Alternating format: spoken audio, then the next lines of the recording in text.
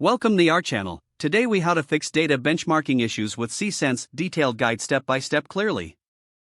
To fix data benchmarking issues with Sisense, begin by identifying the specific problem areas within your data. Review the current data sources and confirm their integrity.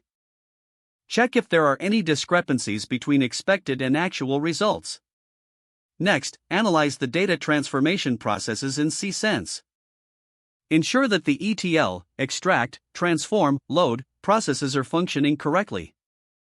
Make necessary adjustments to the transformation steps if any data inconsistencies are found. Once the transformations are verified, examine the data models being used. Look for any relationships or joins that might be causing data conflicts. Update any faulty relationships to ensure accurate data representation. Next, double-check the benchmarking calculations themselves. Review the formulas used in your dashboards and reports. Make sure that aggregation functions are correctly applied to your metrics. If additional data is needed, consider enriching your datasets with external sources. Evaluate the performance of your queries and dashboards for speed and efficiency. If any queries are slow or failing, optimize them for better performance. Examine the version of Sisense you are using to see if there are any available updates or patches. Sometimes, updating the software can resolve underlying issues. Finally, document the troubleshooting process and outcomes for future reference.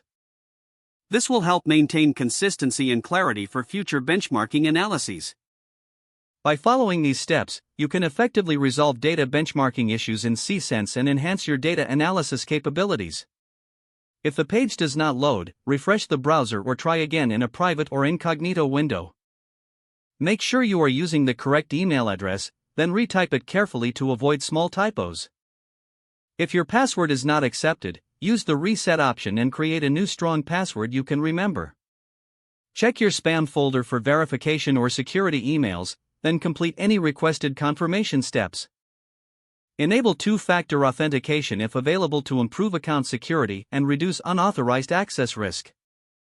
After signing in, review your profile details so your contact information and settings are accurate and current. If you see an error message, note it down and try again after restarting your device and internet connection. Log out when you finish, especially on shared devices, to keep your account and payment information secure. Don't forget to like this video and subscribe to our channel for more step-by-step tech guides.